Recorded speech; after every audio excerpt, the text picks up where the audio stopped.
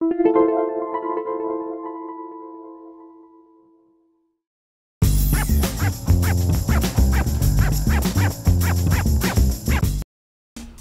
to My Long Island TV. From Manhasset to Montauk, we have traveled our communities to bring you the following events. I'm your host, Waldo Cabrera. My Long Island TV starts now.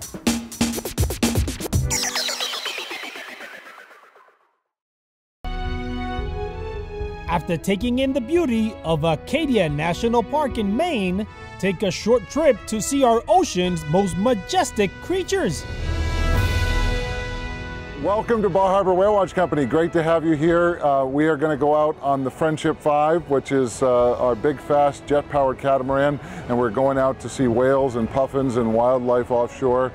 Sometimes when we go out in the area where we are, it's like the African Serengeti on the ocean. It's just tremendous marine life everywhere, and so we should have a great trip. Beautiful day. We're looking forward to a great trip. Awesome! Look at this! Why do the whales come here to feed? We have the Labrador Current, which rushes in off the tip of Nova Scotia, and all that cold water rushes up against these underwater banks, and it produces a great abundance of plankton, and the plankton is the key to the whole food chain, and the whales come here to feast on it. Are these the same whales we've spotted on Long Island? The whales do migrate through New York waters and past Long Island on their way up into the Gulf of Maine, and we do get a lot of flow with the finback whales that we see here. They often are down off of Long Island, especially during the winter months, chasing schools of fish off of New York and New Jersey. Each boat trip is much more than just a way for the tourists to pass the day. It's also a scientific expedition. We use our boats as much as we can for science. We have seabird scientists and all different projects, scientific projects that have taken place on our boat, so that while we're out there watching the whales, we're also learning about the environment, documenting what is going on there, and we are giving back to the ocean by being observers of what's going on. How do you know that you're observing the same whales year after year? Each tail is unique like a fingerprint.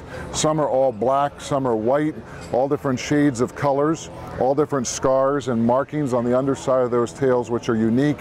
Many of the whales that we see I know by name, that I've seen for 25 years.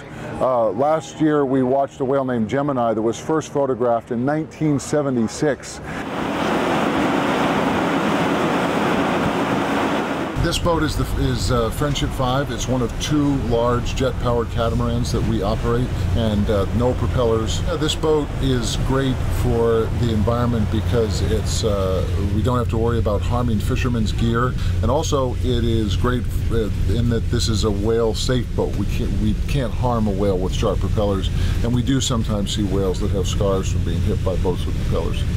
There are some guidelines which are very clear about slowing down from far away, not getting up on top of the whales, and how you handle the boat around the whales that are really important. We don't want whales to become acclimated to the sound that boats make at a high speed around them, and then have the whales not take their guard down and potentially get hit by boats that could harm them, that aren't looking out for them.